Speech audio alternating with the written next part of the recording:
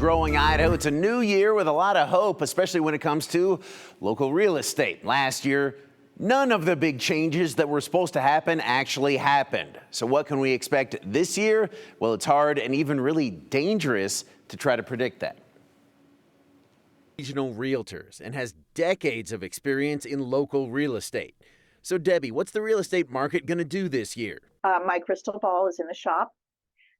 The crystal ball shop is apparently overwhelmed with repairs because nobody seems to be able to get theirs out either. That's after many folks' crystal balls showed steady housing prices, dropping mortgage rates, and a warming market last year.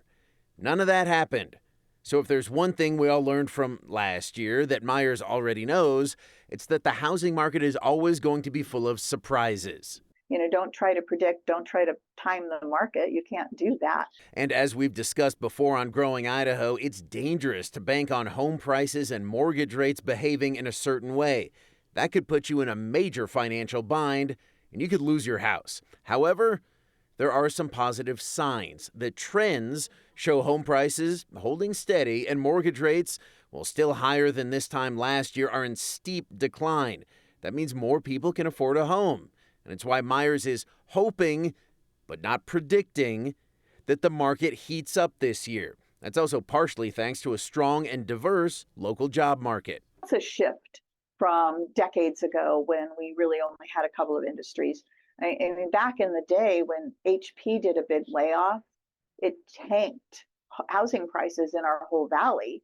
We have a lot more employers now, and Myers says she expects that to continue to improve.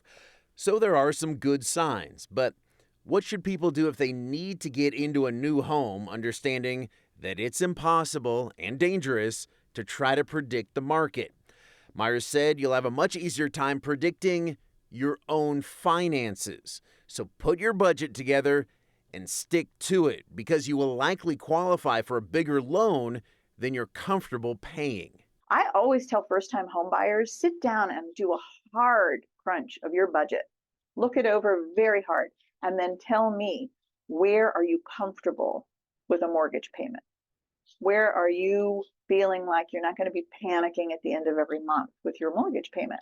And then go to the lender and say, this is what I am comfortable doing.